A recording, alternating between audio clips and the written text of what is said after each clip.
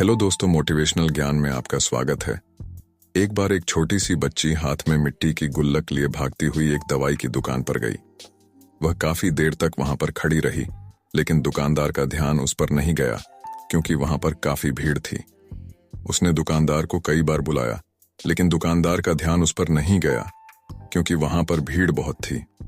फिर इस बच्ची को गुस्सा आया और अपने मिट्टी की गुल्लक को वहीं काउंटर पर जोर से रख दिया। इसके बाद दुकानदार और वहां पर खड़े सभी लोग उस बच्ची की तरफ देखने लगे। दुकानदार ने उस बच्ची से पूछा कि बेटे, आपको क्या चाहिए? तो वह बड़े ही भोलेपन से बोली, मुझे एक चमत्कार चाहिए। यह सुनकर दुकानदार को कुछ समझ में नहीं आया और ना ही वहां पर खड़े लोगों को कुछ समझ में आया। सभी उसकी तरफ देखने लगे। फिर दुकानदार ने उससे कहा कि बेटे, चमत्कार तो यहां पर नहीं मिलता है। तो बच्ची को लगा कि वह उसे झूठ बोल रहा है। उसने कहा कि मेरे गुल्लक में बहुत पैसे हैं, बताओ आपको कितने पैसे चाहिए? मैं आज यहां से चमत्कार लेकर ही जाऊंगी।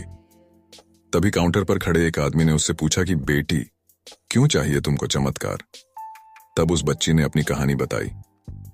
अभी कुछ दिन पहले मेरे भाई के सर में बहुत तेज दर्द हुआ। मेरे पापा मम्मी उसको हॉस्पिटल ले गए। उसके बाद कई दिन तक मेरा भाई घर नहीं आया। मैंने बहुत बार अपने पापा से पूछा, लेकिन उन्होंने मुझे कुछ नहीं बताया। वो बार बार यही बोलते रहे कि वह कल आ जाएगा, लेकिन वह अभी तक घर नहीं आया है।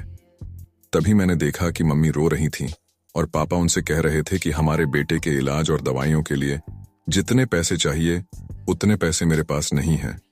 अब उसको कोई चमत्कार ही बचा सकता है।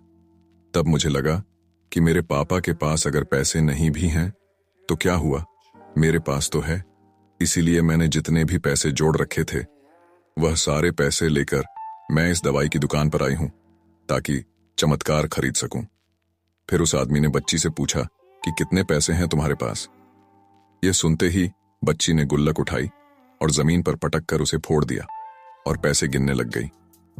वहां पर खड़े सभी लोग उसे देख रहे थे। थोड़ी देर बाद उसने सारे पैसे इकट्ठे किए और बोली, मेरे पास पूरे 19 रुपए हैं।